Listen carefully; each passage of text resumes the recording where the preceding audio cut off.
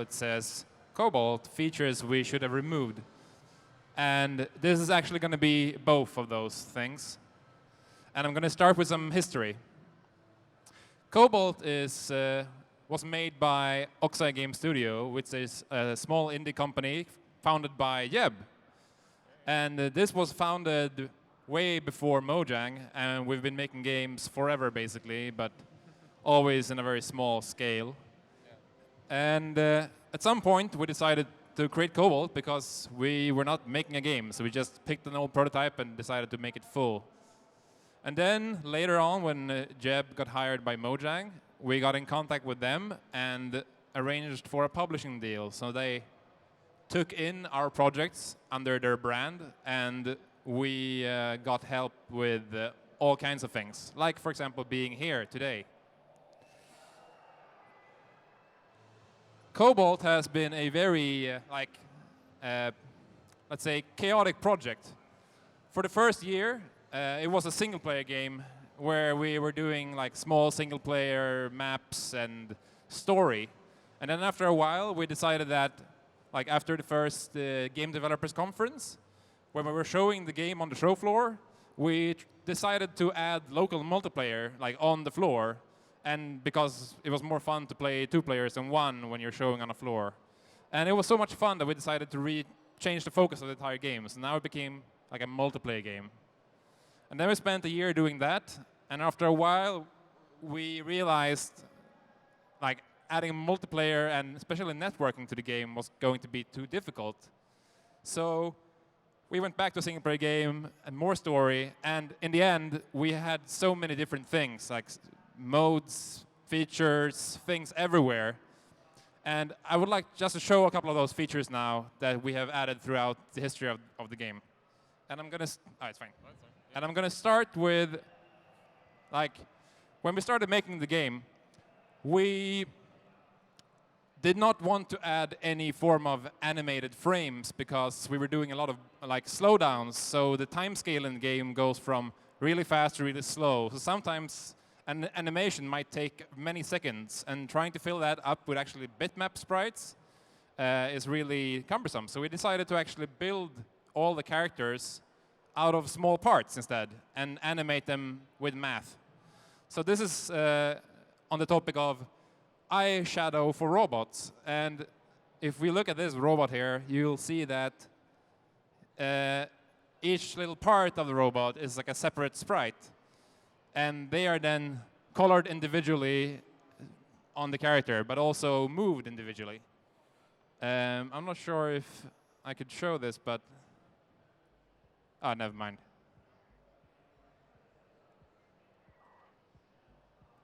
Bad example. Can you open the rig editor? Yes. So I can show it this way, actually. So this is the character, even though it might be small for you.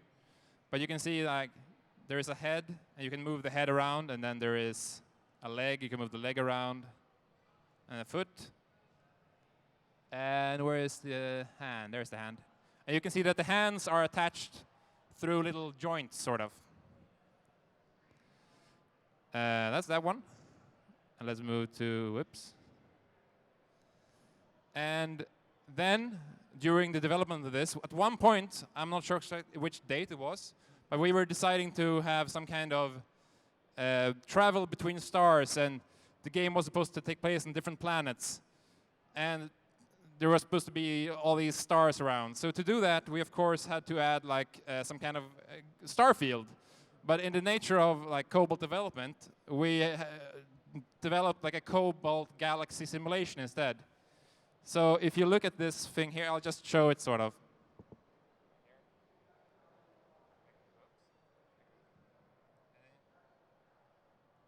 You can see like there's a full 3D galaxy, and if we go closer, oops.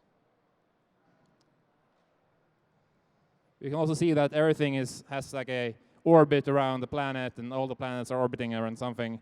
And then at the very end, you're playing on this planet, and the result is like something along the lines of these little white dots in the background. You can barely see them, but I'll remove the clouds. Oops. So you can see little white dots in the background here. They are projected from the 3D sky, and you can see here a soul in the background named planet. That's the Earth system. So it's a stupid feature. We probably should have removed it, but it's in there now, and It even had a system that when you created a new map, you would have to say where on the planet the map was located, so we could find the correct coordinates for the star system that you would be able to see from that position. yeah. So I was actually talking to Jason Rohrer about this feature in the last GDC, and he just told me I was really stupid to put so much time into things nobody cares about.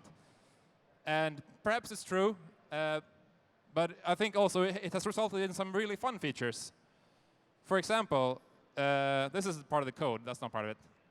For example, like dancing, which is a feature that was completely silly, and I'll show it here.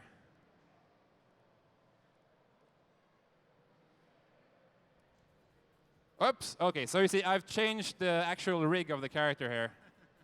So I'll just restart it, because that's silly. There we go. Okay, so dancing in this game, I'm not sure if the music in the audio can be heard now, but it would be a great time. So anytime there is an audio source somewhere, like you see these speakers are emitting little notes, if you start like moving in the rhythm of the notes, you'll start establishing a baseline for the BPM. And at which point, at some point, you'll start dancing. And if you dance well, you will be able to charm. Please, thank you. I need to focus. You need 2 hands to dance properly.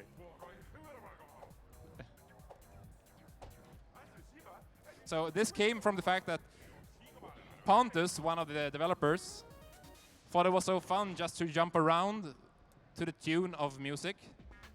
And it's been in the game since. Yeah. And now I've charmed the guy in the middle here, or the robot. Yeah. And if I start a fight, he'll be on my side, sort of. And oh, watch out. all right. And my dancing wasn't good enough, so it stopped there. That's one fun thing that actually ended up in the game. And when you're playing the full game, the story mode and everything, there is never ever going to be any like indication that you actually can do this. The only hint that exists is that there are some achievements associated with dancing, like start dancing, you get an achievement. But otherwise, it's a hidden feature, and that's sort of how I like it because I don't know, it's not really necessary to the game, but it's just there. And another thing that was silly, or like a consequence of a feature, is that when we designed the game, we wanted the game to be able to, like, all characters should be controllable. Because at one point we wanted to be able to hack robots. So then one robot has to be able to control another robot. But the consequence was that all characters are controllable. So in the last MINECON, someone asked me if you could control a fish. And this time I prepared it because I thought it was a fun example of how it works. So here I'm like controlling a fish in my pond. Sure. Yeah. A fish. And as you know, fishes are great in water, but they're not so great on land. So if I sort of jump up on land, all I can really do is sort of painfully flap around a little bit. But, you know, I'm still pretty dangerous. Just gotta get there. Oh, damn it. Ah. Well, I was going to bite him in the back, but it tipped me over and then I was dead. So how we actually ended up using these things in this game was actually a little bit different. So you can't actually really control the fish anywhere in the game, but you can control other things through the system. So for example, you'll sometimes meet beasts such as this hamster, and it's really dangerous, but if you get on the back, you can sort of ride it until it becomes friendly, and then you can ride it instead. And then you have a hamster. And hamsters are really imbalanced in the way that, and also, Okay. so, and they all work with when you punch, the hamster bites. So if I sort of jump in here and punch, he'll bite everything. Yeah, and the hamster is super strong.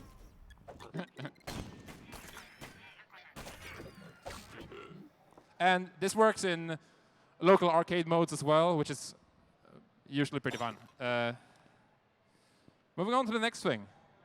Another consequence of the whole controlling actors feature was that in the game we designed a bunch of alarms and laser alarms and security cameras that sort of detect you when you try to go somewhere and they trigger an alarm.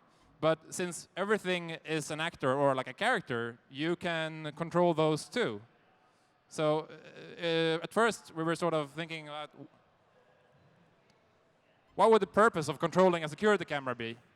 But as an example, maybe you're walking in a map like this dangerous area, and you don't know what's ahead of you, and you see a security camera, and then you take control of it, and then you can control where it's looking, and it will give you a view of where it's looking. And then suddenly we see a big robot, which is really dangerous. And now that we know this, maybe we can more effectively take care of it. But you know, knowing is only half the battle. And if it's really dangerous, you're not gonna make it anyway. And then I would like to talk about something else. Well, there's actually a Cobalt tournament going on in the Cobalt booth. So one of the community members is helping us with that.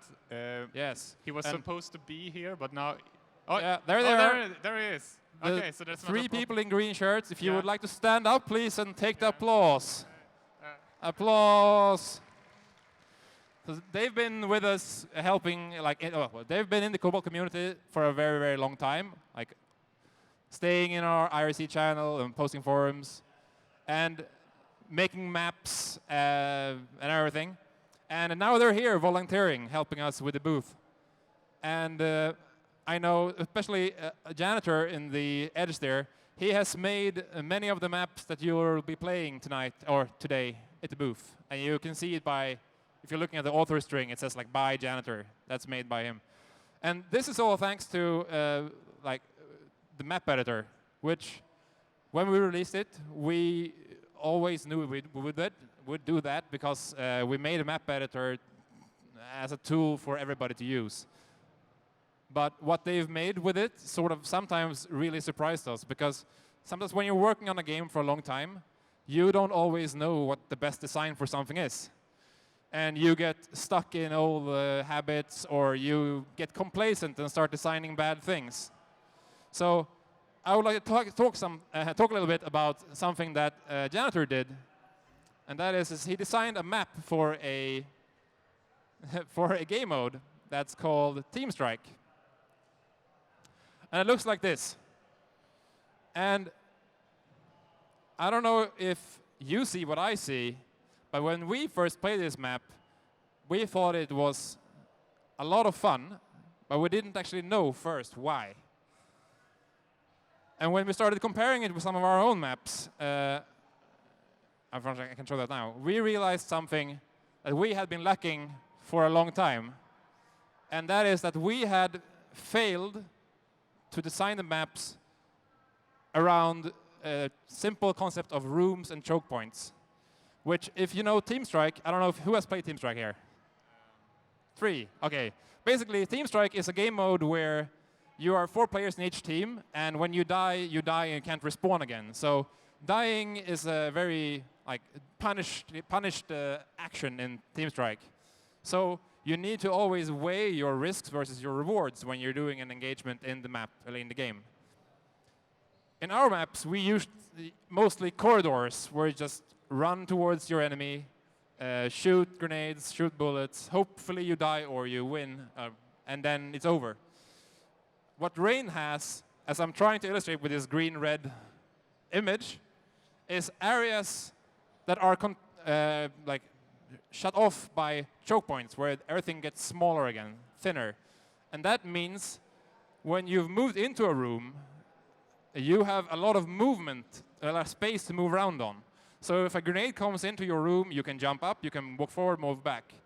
But if you're trying to walk into a room, you are standing on a very tight space. And if there is a grenade coming there, you will probably not be able to dodge it. Which means moving through rooms is a risk. And when you have risks of moving, you have incentives to stay put. And when you have incentives to stay put, that creates situations where some people want to stay in a room and other people will start to flank them from another direction. So you will have a situation where you're standing in a room, you feel it safe, but you're slowly seeing a flank forming. And then you will have to decide, do you want to push out somewhere? Do you want to stay? Do you want to retreat? Do you want to handle one edge at a time? And this created a great design. And you'll be able to play it over there later. And I would personally like to thank Janitor for this achievement.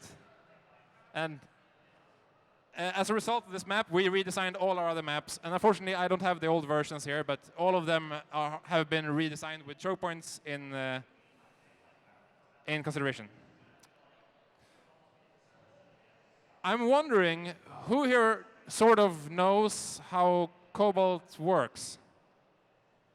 A few.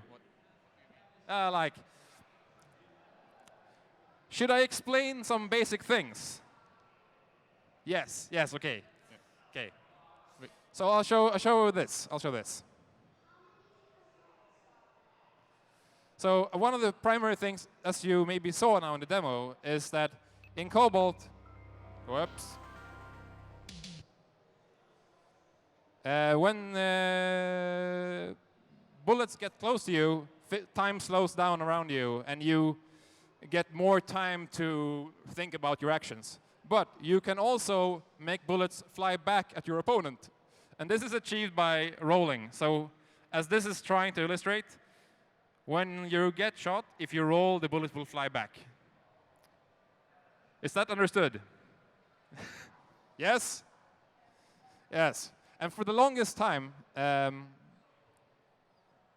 Cobalt had rolling, which was really imbalanced. And I'm sure some of the community members will remember the time where, like, if you pressed roll a lot, you would probably perform better, because there was barely any penalty to rolling at all. So I would just like to share like a design anecdote, which happened maybe in the last 2 months. And that was that we decided to add a vulnerability. And if you see in this illustration, there is like a red arc. And that's illustrating that when you're rolling, you are still vulnerable at your feet. And when you first think about this, it might sound non-significant, but it changes many things. Like, first of all, suddenly the direction you roll in has an effect. Like, if you're rolling right and you get shot from the right, your first phase of your roll will be the defense. But if you roll right and you get shot from behind, suddenly the first phase of your roll will expose a vulnerability behind you.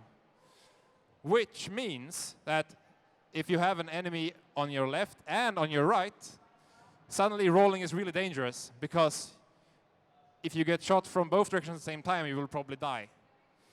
Which ties into what I talked before about the team strike and flanking and moving around things. I'm not sure like how to describe how amazing this is, but for me it changed everything in a way that, like, suddenly me and Pontus would sit and play, and just rolling wouldn't be the obvious move anymore. Sometimes you would have to roll, sometimes you would have to fall back, jump. And this change happened like within the last 3 months. And I'm not sure if it justifies a 5-year development time, but this is sort of the path we've taken, and now we're here. And I'm not sure what else to talk about. But do you have any questions? Well, you could talk about the release. Oh, right. Yeah, all right. Let's talk about the future. I forgot about that. So what's new in Cobalt world? Well, for the last year or so, we've been porting Cobalt to consoles.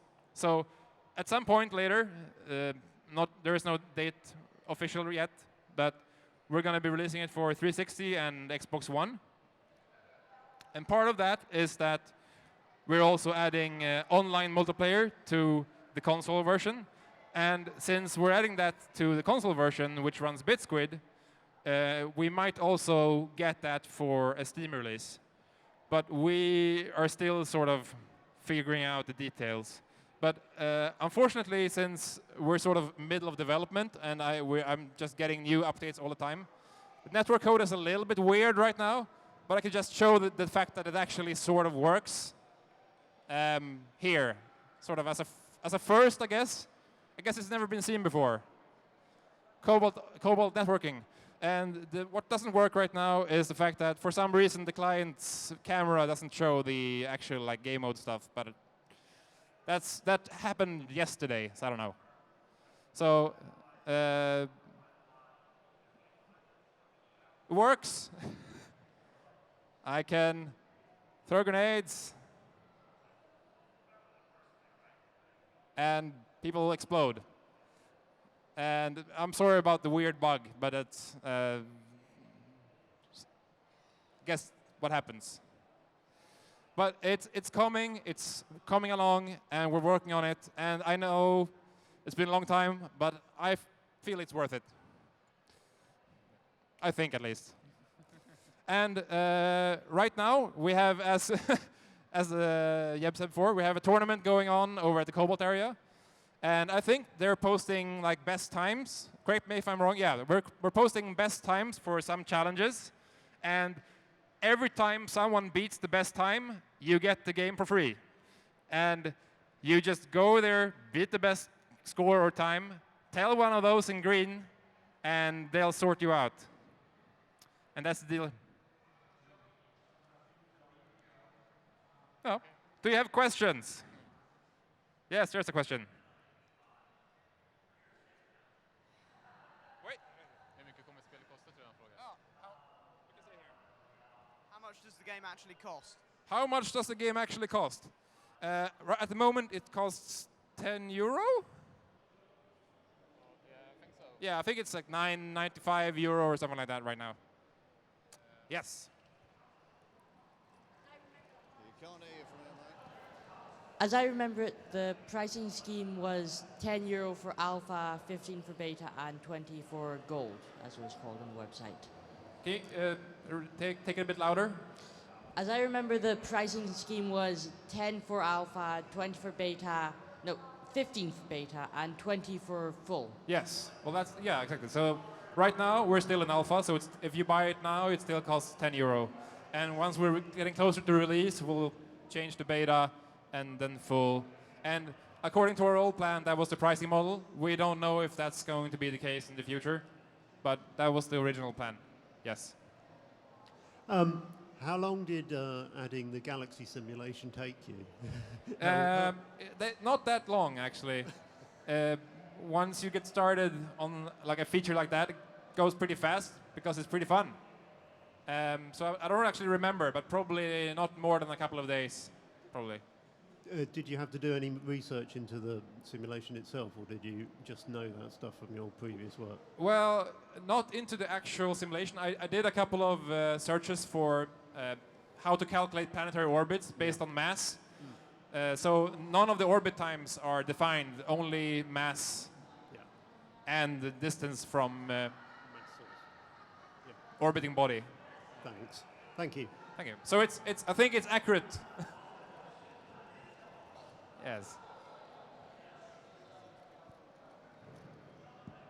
If I already own the game, can I give it to a friend if I bid time? What was that? If I already own the game, can I give it to a friend if I bid time? Yes. Okay. Yeah, of course. No problem.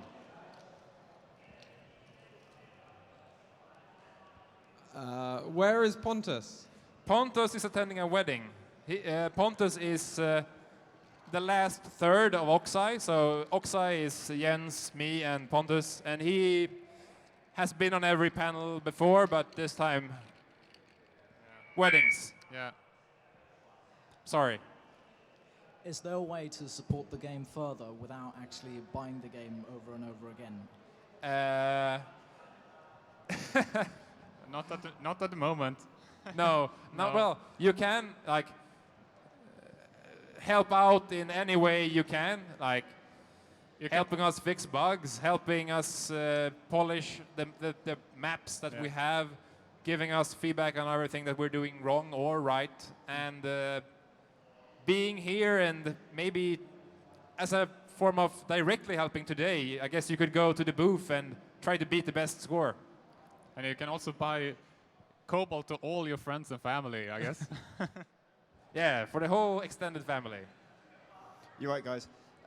For the Galaxy, like solar system calculations, do you draw any inspiration from like Galaxy simulations and things like KSP, for example, Kerbal Space Program? If we did an iterations. No, inspiration. Inspiration. I'm not sure because the Galaxy simulation, I think it was implemented maybe 4 years ago, and when was KSP started? That was about 1.5 years ago, so it probably got fit from you, to be honest. Yeah, I think I don't remember being inspired by that, but I am inspired by KSP in general because that's a great game.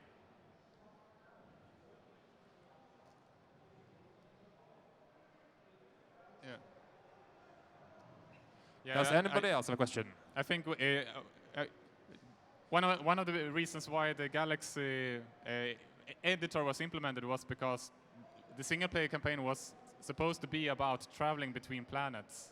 So, yeah, and the way, at least I know Daniel works, is that you can't just make things up. It has to actually be there. So, yeah. So obviously we needed a Galaxy editor. Obviously. I'm sorry. No, I was joking about this.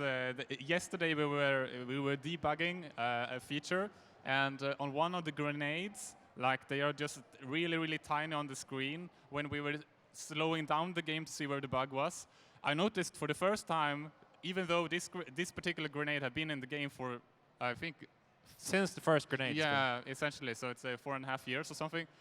Then I noticed that the pin on the grenade was rotating, and that's the difference is like it's like 3 pixels changing, and I was like, Daniel, why did you do this? I don't know. But everything worth doing is worth doing well, I guess. I don't know. Exactly, yeah. Because it's like your craftsmanship. You know the pin is rotating. Yeah. So that is what matters in Cobalt. Yes. And I think I have like 30 minutes more, and so I'm thinking maybe I should just start challenging people one-on-one on stage, and then that'll be that'll be the show. Yeah. Sure. Who is first? I guess take it in the front here. Yeah.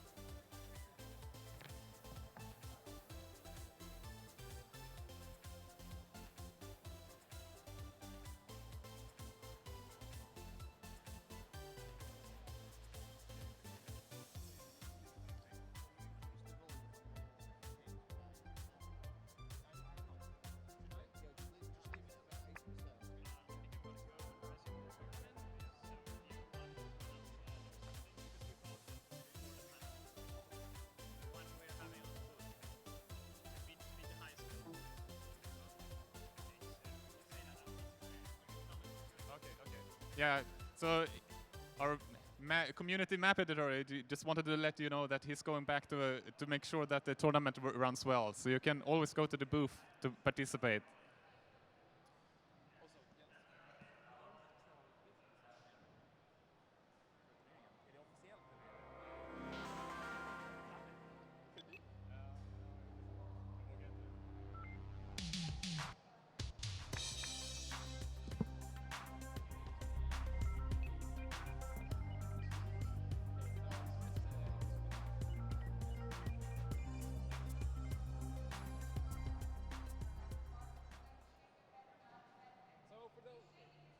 So for those who haven't seen Cobalt, I guess this is kind of a demo of how it could look like when you're playing.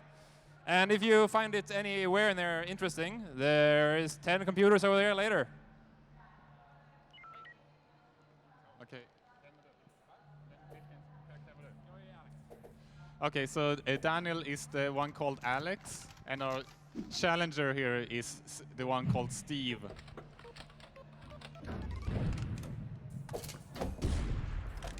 So Daniel starts off lightly.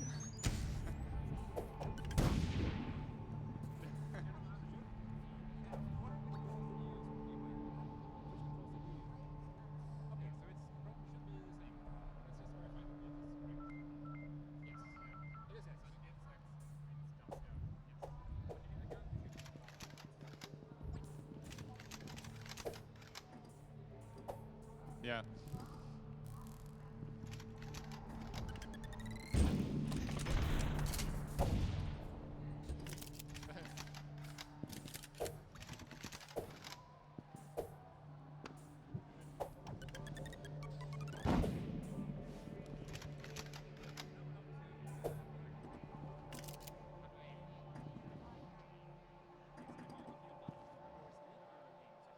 Yeah. So what Daniel is explaining now is that usually when you play this game, you will fire weapons in a straight line.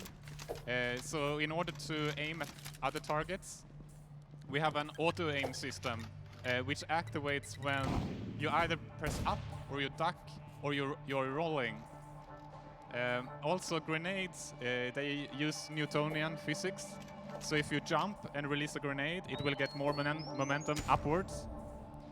So it takes a little bit of practice in order to get the grenades where you want them. But obviously, Daniel is an expert on that. And also... Oh, gonna punch it? It's gonna... Yeah.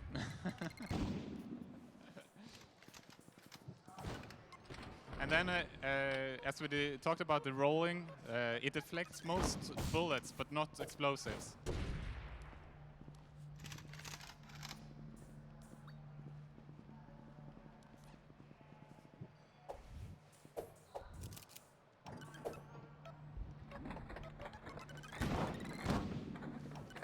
Oops.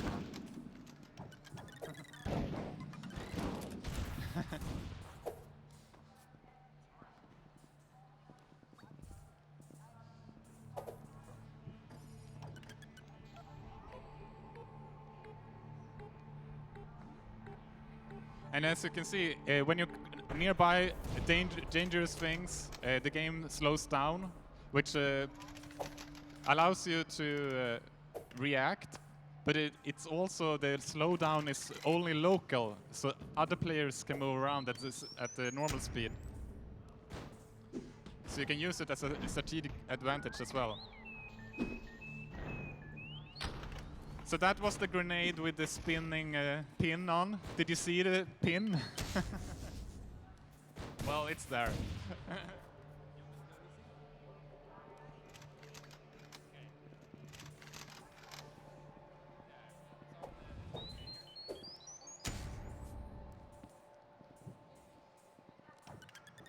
Watch out.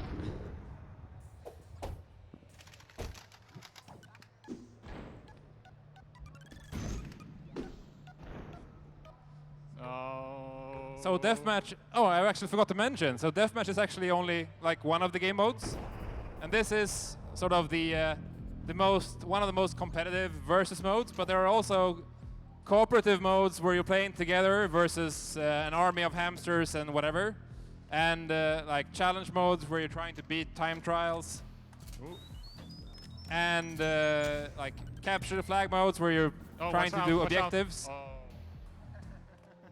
Thank you for a good game. Who else wants to try? Maybe. We have plenty of challengers now. Yep, you pick. Me? No. Let's someone. I mean, pick the challenger. Oh, okay, you in the blue stripe.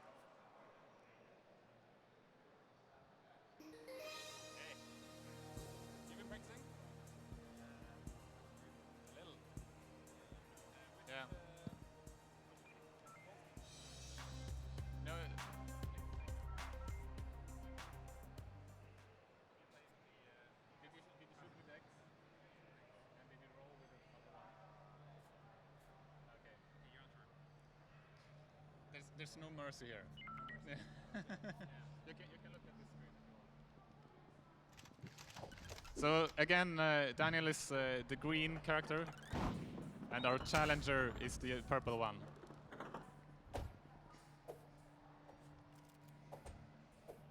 So.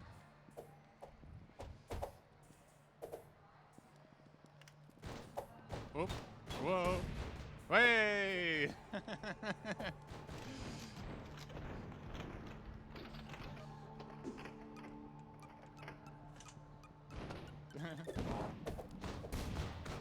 Oh. Daniel is trying the fist, getting a weapon instead.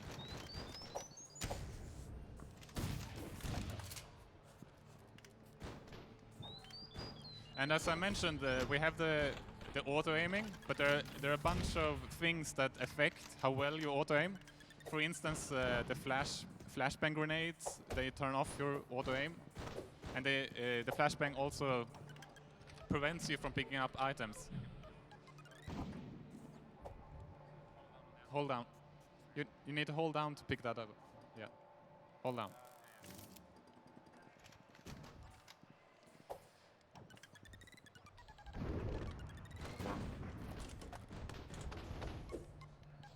Oh, watch out.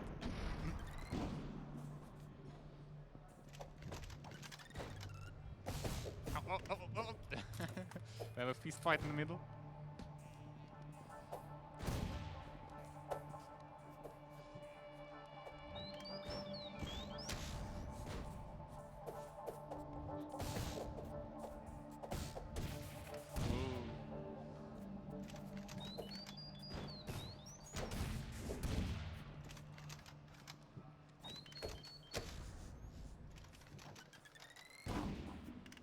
Wow.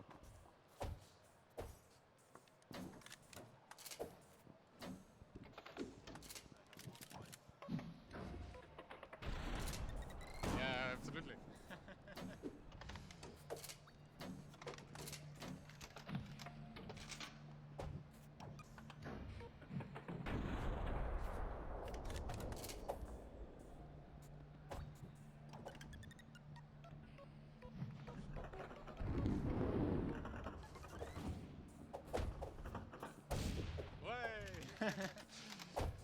Our challenger got another point. Yeah, well, make a comeback. Whoa. Oh.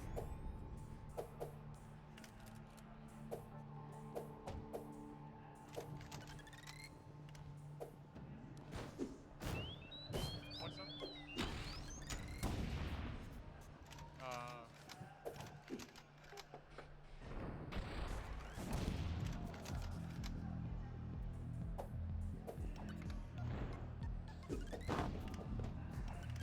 So this scary music essentially means match point, and there's game, yeah. Good try. Thank you. Well, thank you. Thank you. Afterwards. Yeah, thank you. No, no Mojang. The guy in the back who's very anxious to play is Kappe. No Mojang. He is from please. Mojang. Yeah. He does not get to play. Yeah, you in the orange t-shirt.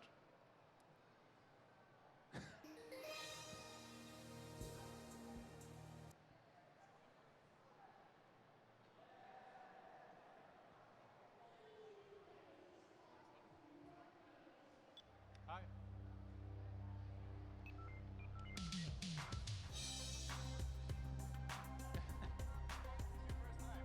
Okay, so this is your first time?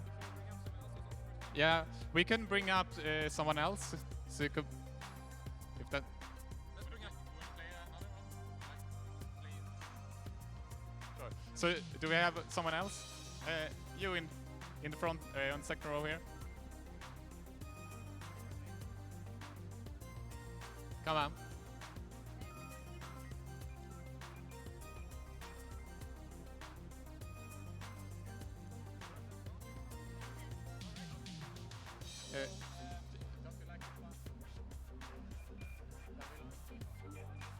Okay, we're changing map.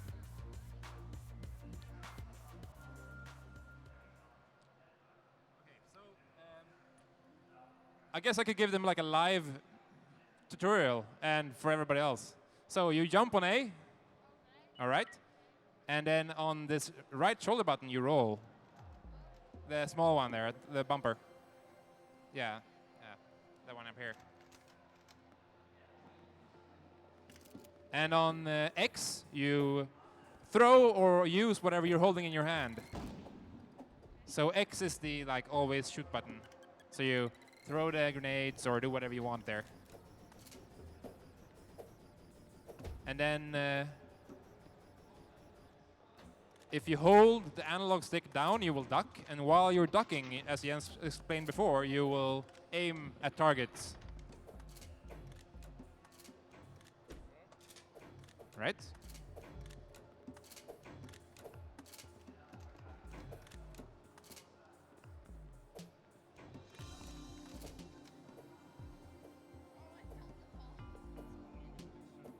Okay, wait.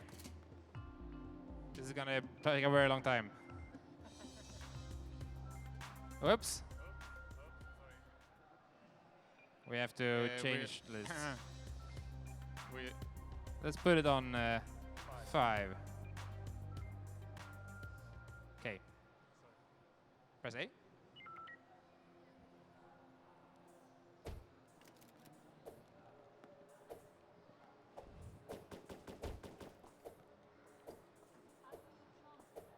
You press A to jump.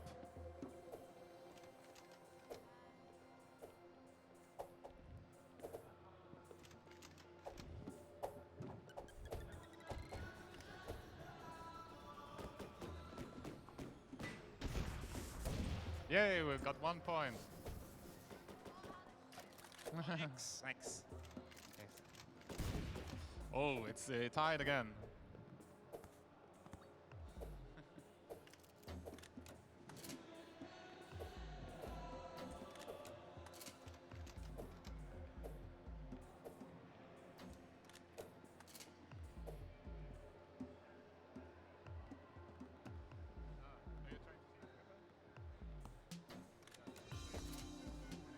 You press B,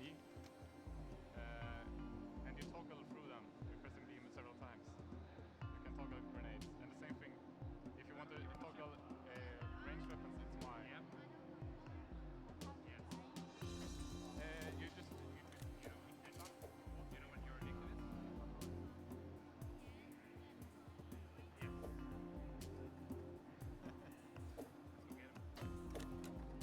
Don't be afraid.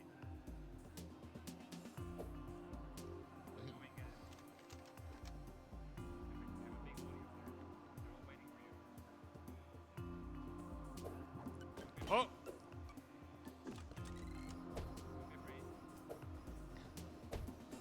Cautiously. Oh.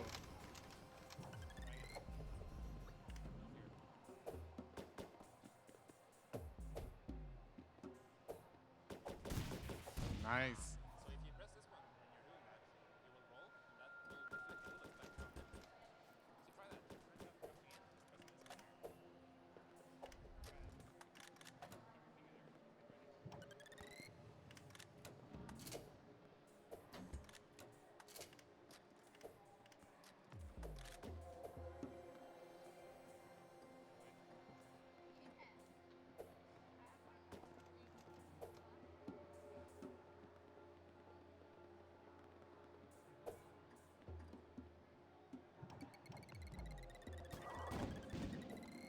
So as you can see, purple there spawned a bird.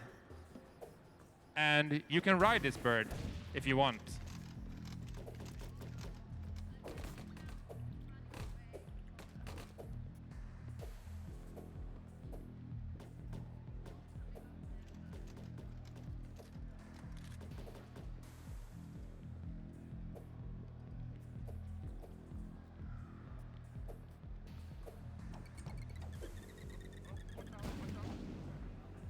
Good dodge.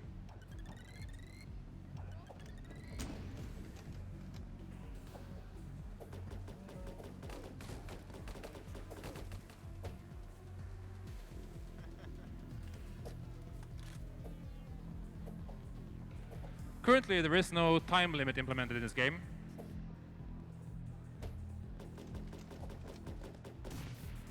Yay, and we have We a have a winner. winner. Congratulations. Good job.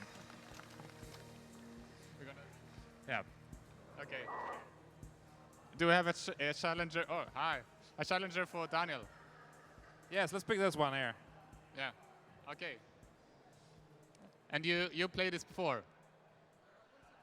Yeah. Okay. Okay. Yeah.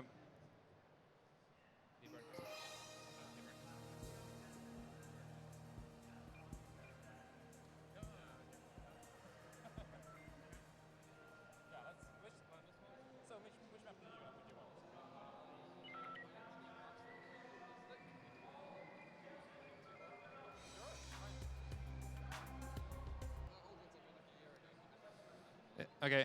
So this man here actually has a couple of maps he made himself on his USB stick. So he's going to stick his USB stick into my computer. Total security here. So he's got home turf this time, I think.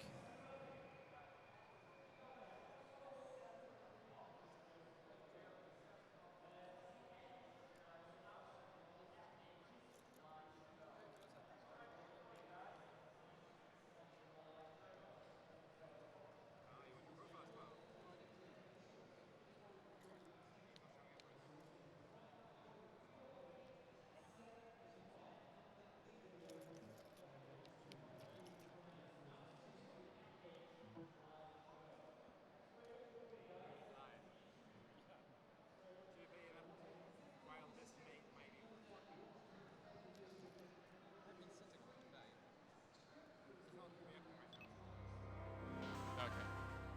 So it didn't work? Okay. Well,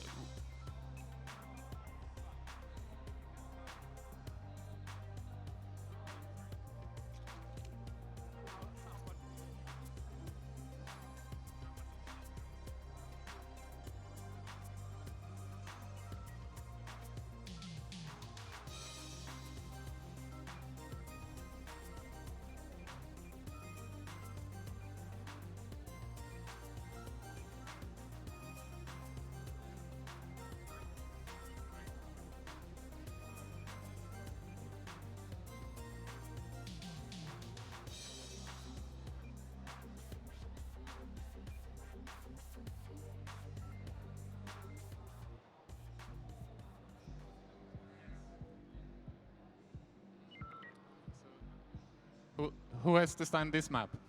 So this is a community map. I think it was. Oh wait, it's like a collaboration between two people, and it's one of them is janitor, and the other one was, I think it was ISO or something like that. A name starting with I at least. Yeah, that guy. That guy. Yeah. Watch out. So now we have Daniel playing the purple Steve.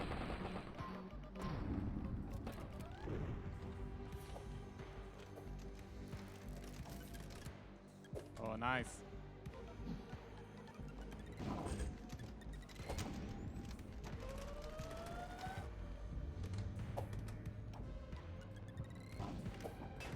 Whoa.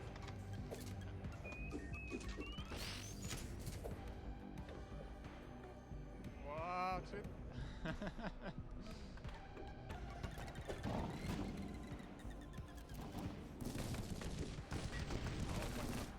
Wow.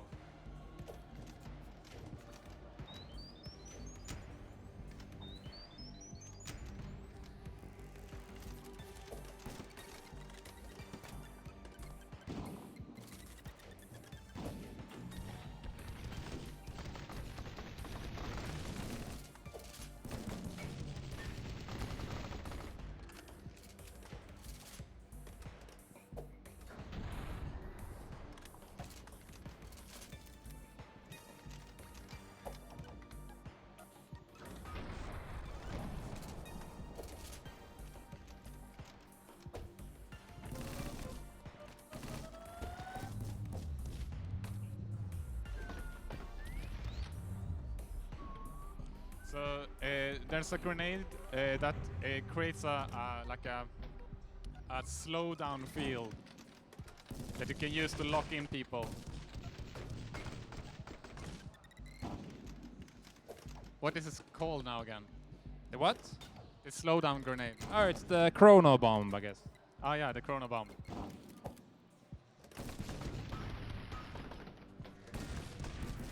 Oh. As you could see there, when you lose your head, your body still moves on to shoot. So his dying body actually was the one that got me there.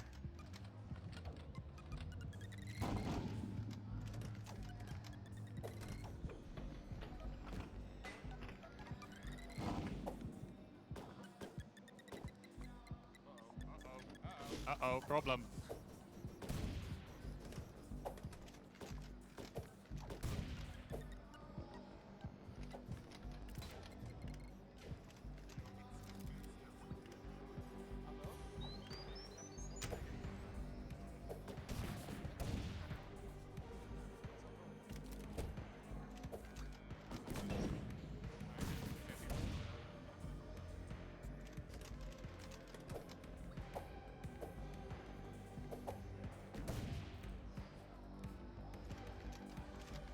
Yeah, it's very even.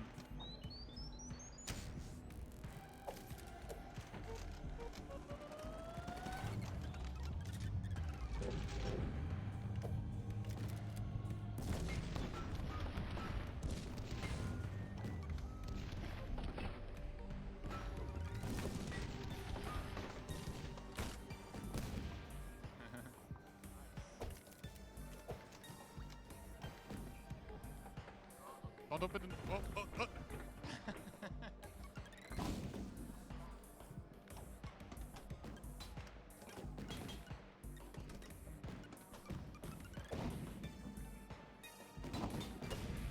oh. Ooh, nice.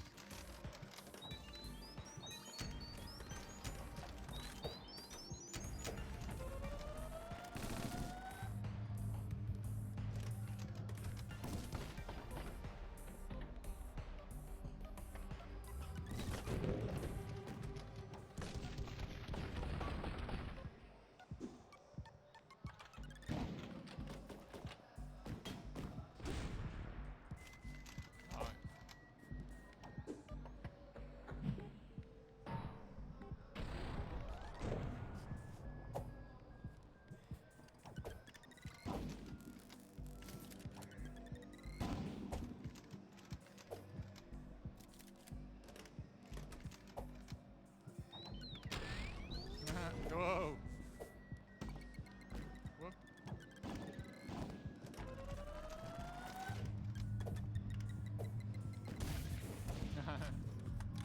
Got trapped.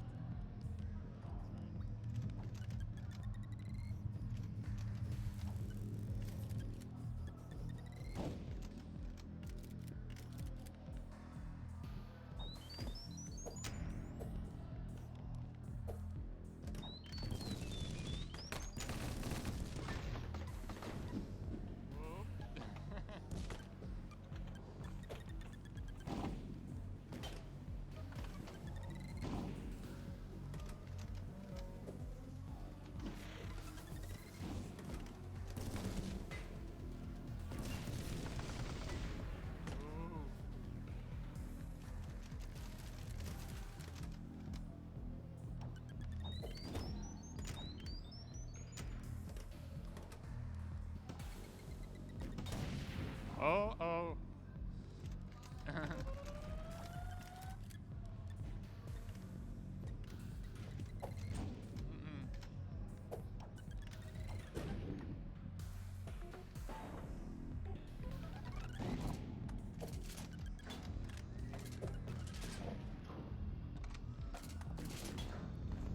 Oh, oh, oh, got it. No!